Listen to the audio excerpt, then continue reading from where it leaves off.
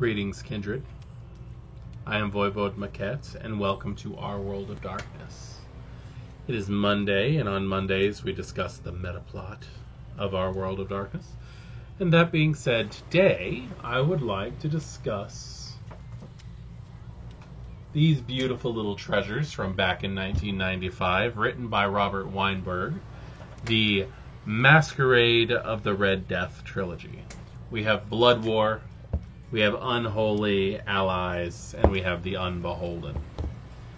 These amazing books go into details that most storytellers ignore, at least from my experience. And also, unfortunately, they are considered uncanonical. But I've still always used them in my games, at least some of them.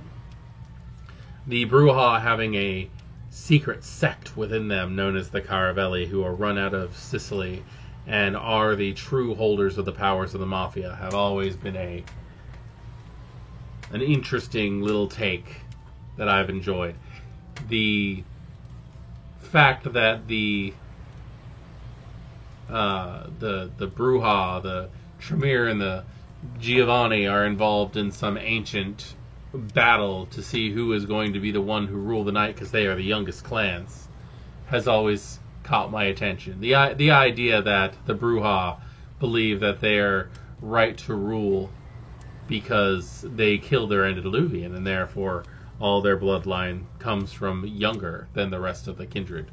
The Tremere believe the same because they believe that since they were created after that, they have the higher take on what humanity needs. And the Giovanni, they're even younger, so they definitely need to have their claws in control.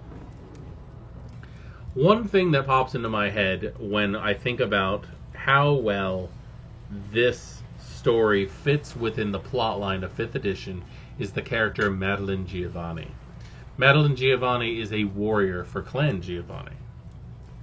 And she has the desire to assassinate the leader of the Caravelli Brujah, Don Caravelli.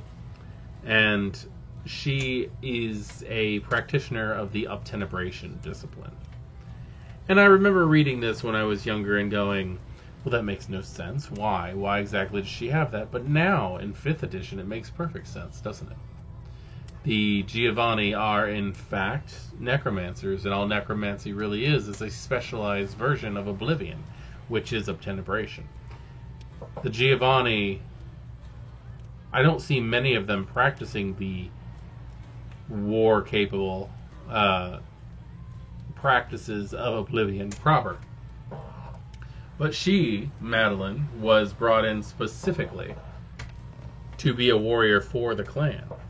She would not really have the needs to practice the necromantic arts as the rest of her clan. Now, this book goes on even deeper to discuss the reincarnation of Solomon the Wise and the rise of the Niktuku and other such things that seem to be a little outlandish to have in a game, especially when it comes to how much of these things would affect the greater world of darkness. But, that being said, everything does seem to be covered up in a world such as that, doesn't it? One thing that I noticed is that the Niktuku who rise in that book seem to be more aligned with the concept of Bane mummies. Either way, I'm just interested to see if anybody has any thoughts on these books. The Masquerade of the Red Death trilogy. In the book, we also get a look at a couple of other plot lines that we've lost over time. One being the Red Death itself, that seemed to be a precursor to the Bali bloodline, the Bali clan. The Mask of the Red Death is a Salubri. A Salubri offshoot that is all about bringing death to the rest of the Kindred world.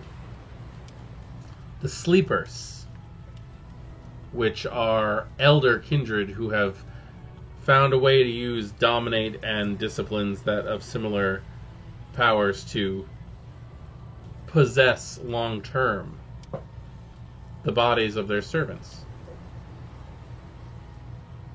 And then, of course, there is my all-time favorite plot line in Mask of the Red Death, which is the inclusion of the historical figure Count Saint Germain.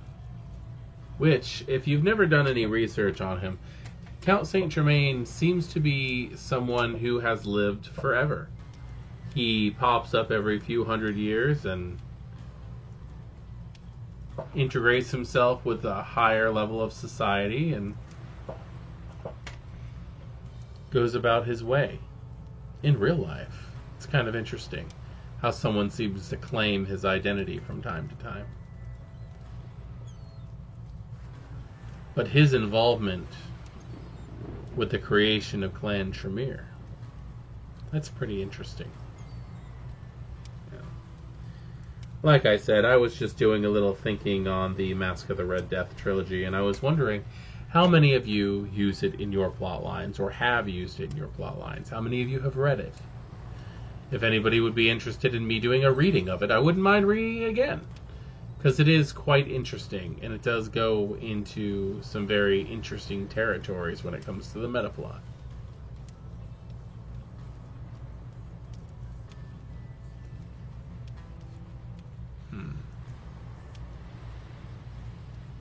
How would the World of Darkness be different if the Mask of the Red Death trilogy were in fact canon? That Niktuku would have risen.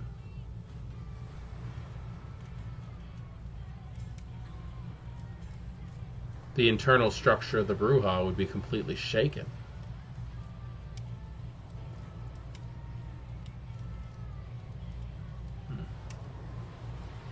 Who knows? Who knows what could and couldn't be covered up? If any of you have any thoughts on this, I'm very interested to hear it. Please comment, like, and subscribe. And if you have any other metaplots that you would like me to take into consideration during this discussion, please let me know. And we'll dig deeper into the World of Darkness together. I am Voivode Maquette. This is our World of Darkness. Thank you for joining me. Good evening.